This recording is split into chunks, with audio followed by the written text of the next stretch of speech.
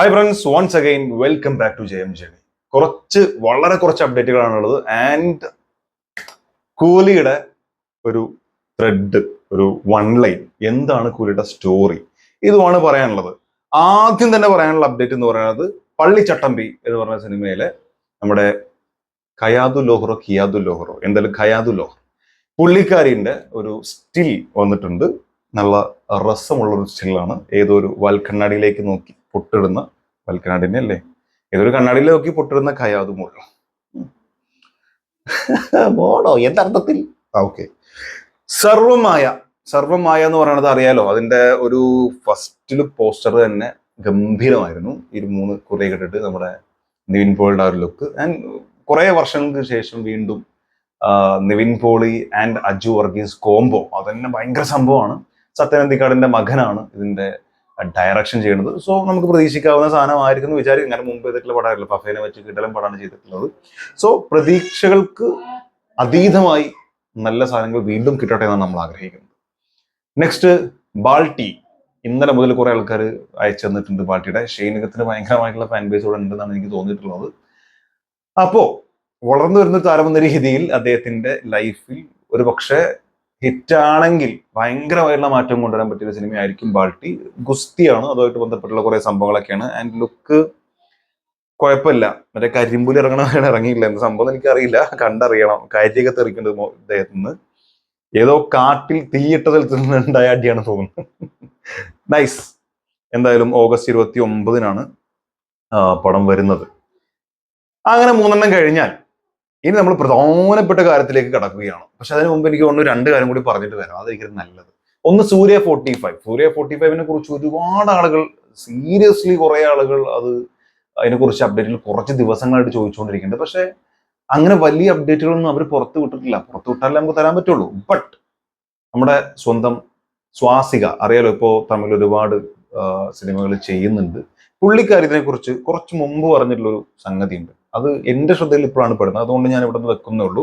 നമ്മളിതിനു മുമ്പ് അപ്ഡേറ്റ് ആയിട്ട് ഇത് പറഞ്ഞിട്ടുണ്ടെങ്കിൽ പോലും ഇതിപ്പോ ഇങ്ങനെ വോയിസിൽ അതിൽ അഭിനയിക്കുന്ന ഒരാൾ പറയുന്നത് ഇപ്പോഴാണ് ഞാൻ ശ്രദ്ധിക്കുന്നത്. നിങ്ങൾ കണ്ടിട്ടുണ്ടെങ്കിൽ കമന്റ് രേഖപ്പെടുത്തുക. ഇതാണ് വീഡിയോ, റെഡി. அந்த படத்துலயும் இருக்கீங்க. சோ என்ன மாதிரியான ஒரு படம் நாங்க அது வந்து ஒரு ஃபன் ஃபேமிலி மாஸ் என்டர்டெய்னரா இருக்கும். சூர்யா சார் ஃபேன்ஸுக்கு கொண்டாடுற மாதிரி ஃபைட், சாங் எல்லாமே இருக்கு. ரொமான்ஸ் இருக்கு, ரொமான்ஸ் இருக்கு, ஃபைட் இருக்கு, சாங் இருக்கு, ஃபேன்ஸ் கொண்டாடுற மாதிரி எல்லாமே இருக்கு. ഒരു ഫൺ ഫാമിലി മാസ് എന്റർടൈനർ, അതാണ് സൂര്യ 45 എന്നാണ് പറയുന്നത്. എന്തായാലും ഈ പറഞ്ഞ പോലെ പേര് എന്തൊരു കറുപ്പായിരുന്നു, അത് വലിയ ആളുകൾക്കൊന്നും വല്ലാണ്ട് ഇഷ്ടപ്പെട്ടിട്ടില്ല. പക്ഷെ എനിക്ക് തോന്നുന്നു ഈ പറഞ്ഞ പോലെ നമ്മൾ കുറെ സൂര്യനിൽ നിന്ന് പ്രതീക്ഷിക്കുന്ന തരം കുറെ സംഭവങ്ങളും, ഈ പറഞ്ഞ പോലെ പുള്ളിക്കാരന്റെ റൊമാൻസ് അറിയാലോ, അതൊരു വല്ലാത്ത റൊമാൻസ് ആണ്. അത്രയും റൊമാൻസുകളൊക്കെ അടങ്ങിയിട്ടുള്ള. പിന്നെ ഇതിന്റെ സംവിധായകൻ തന്നെ പറയുന്നത് വെച്ച് കഴിഞ്ഞാൽ, ഇത് പറഞ്ഞിട്ടില്ല എനിക്ക് തോന്നുന്നു, ലാസ്റ്റ് നമ്മൾ കങ്കുവേന്റെ പേര് കുതിരൊരു സങ്കടം ഉണ്ട്. കങ്കുവേണോ റെട്രോ ആണെന്ന് അറിയില്ല, അതിന്റെ ഓഡിയോ ലോഞ്ചിലായിരുന്നു പുള്ളിക്കാരൻ പറഞ്ഞിട്ടുള്ള എന്താ വെച്ചാൽ, ബ്രോ നിങ്ങൾ എന്താണ് what are you cooking bro എന്നുള്ള ചോദ്യങ്ങൾ കുറെ ആൾക്കാർ ചോദിക്കുന്നുണ്ട്. അപ്പൊ ഞാനത് കുക്ക് ചെയ്ത് സെമ്മയ നല്ല എരിവും പുളിയും കാര്യങ്ങളൊക്കെ ചേർത്തൊരു കിഡിലൻ വിഭവമായിട്ട് നിങ്ങൾക്ക് തരും എന്ന് ഞാൻ ഗ്യാരണ്ടി പറയുന്നു എന്നാണ് പുള്ളിക്കാരൻ പറഞ്ഞത്. കോൺഫിഡൻസ് കൊള്ളാം. അതുപോലെ തന്നെ സംഭവിക്കട്ടെ എന്ന് ആത്മാർത്ഥമായിട്ട് പ്രാർത്ഥിക്കുന്നു. അടുത്തത് കത്തനാർ.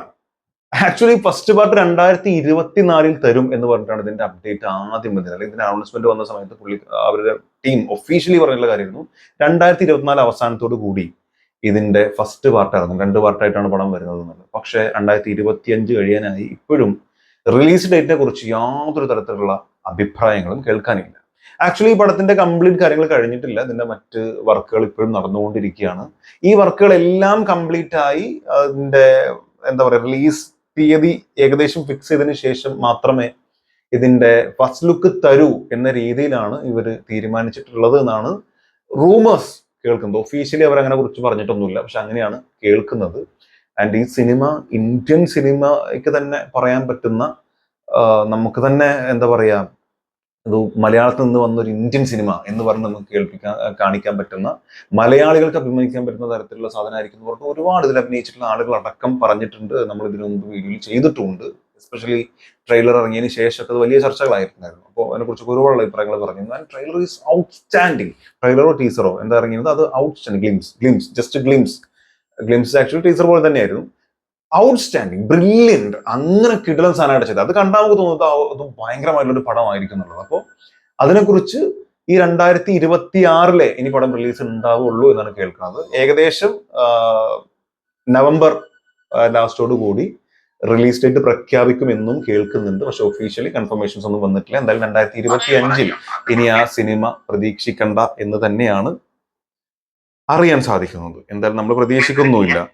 ഇനി നമുക്ക് പറയാനുള്ളതാണ് കൂലി. കൂലിയിലേക്ക് വരികയാണെങ്കിൽ കൂലിയുടെ പ്ലോട്ട് എന്ന് പറഞ്ഞ് ഭയങ്കരമായി ഷെയർ ചെയ്ത് പോയിക്കൊണ്ടിരിക്കുന്ന ഒരു പോസ്റ്റ് ഉണ്ട്. ആ പോസ്റ്റുമായി ബന്ധപ്പെട്ട് ഇവിടെ ഒരു പോസ്റ്റർ വന്നിട്ടുണ്ട്. ആ പോസ്റ്ററിൽ പറയുന്ന ത്രെഡ് എന്താണെന്നുള്ളതാണ് ചോദിക്കുന്നത്. എന്നോടും കുറെ ആളുകൾ ഇതാണോ ത്രെഡ് എന്നൊക്കെ ചോദിക്കുന്നുണ്ട്. പക്ഷെ ഒഫീഷ്യൽ കൺഫർമേഷൻ ആയിട്ട് നമുക്ക് പറയാൻ പറ്റില്ല. ബട്ട് 95 എബോവ് ചാൻസ് ഉണ്ട്.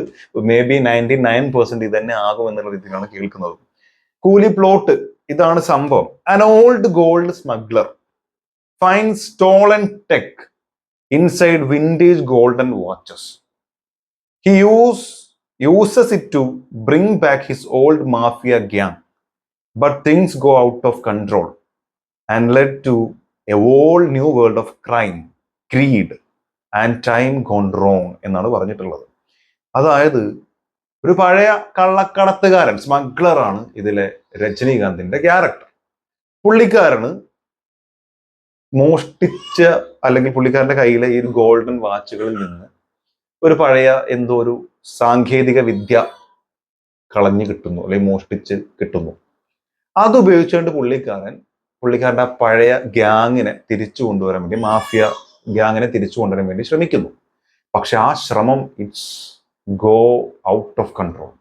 കൈ വിട്ടു പോവുകയാണ്. പിന്നെ എന്ത് ചെയ്യണമെന്ന് അറിയില്ല. പോയി പെടുന്നത് വലിയൊരു ലോകത്തേക്കാണ്. പുള്ളി വിചാരിക്കുന്നതിന് മുകളിലുള്ള, അത് പഴയ സ്മഗ്ലറാണ്. ഇന്നത്തെ കാലത്ത് പുള്ളി അന്ന് ചെയ്തതിന്റെ മുകളിലൊരു സ്ഥാനത്തിലേക്കായിരിക്കും എത്തണത്. ബട്ട് രജനി, പുള്ളിക്കാരനെ നമ്മൾ മിസ്അണ്ടർസ്റ്റാൻഡ് ചെയ്തിരിക്കുന്നു. പുള്ളിക്ക് ഇന്നും പലതും ചെയ്യാൻ പറ്റും. അതെന്തൊക്കെയായിരിക്കും?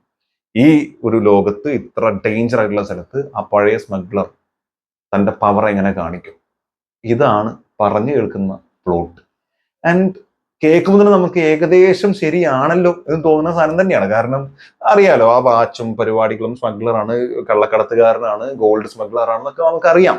അപ്പൊ അതുമായി ബന്ധപ്പെട്ടുള്ള ലോകത്ത് തന്നെയാണ് എത്തുന്നത്. അത് ഏത് രീതിയിലാണ് എന്താണെന്നുള്ളതൊക്കെ നമ്മൾ സിനിമ തന്നെ അറിയണം. ബട്ട് ഇവിടെ എനിക്ക് തോന്നിയുള്ള ഒരു കാര്യം, രജനീസം, രജനിയുടെ ഓറ, രജനിയുടെ സ്ക്രീൻ പ്രസൻസ്, സ്വാഗ്, സ്റ്റൈൽ, ഇതൊക്കെ ലോക്കി എന്ന് പറയുന്ന മനുഷ്യന് ഔട്ട് ഫുൾ 100% ഔട്ട് എടുത്ത് പുറത്ത് കൊണ്ടുവരാൻ പറ്റിയ സാധനമുണ്ട്. രജനീകാന്തിന് ചെയ്ത് പൊളിക്കാനുള്ള സ്പേസ് കേൾക്കുമ്പോൾ നമുക്ക് മനസ്സിലാണ് പുള്ളി എന്തായിരിക്കും ചെയ്യുക. അനിരുദ്ധ് മ്യൂസിക്, ഇദ്ദേഹത്തിന്റെ ഫ്രെയിംസ്, രജനിയുടെ സ്വാഗ്, സ്ക്രീനില് ബ്ലാസ്റ്റ് ഇൻ തിയേറ്റേഴ്സ്. അത് തന്നെയാണ് നമ്മൾ കാത്തിരിക്കുന്നത്.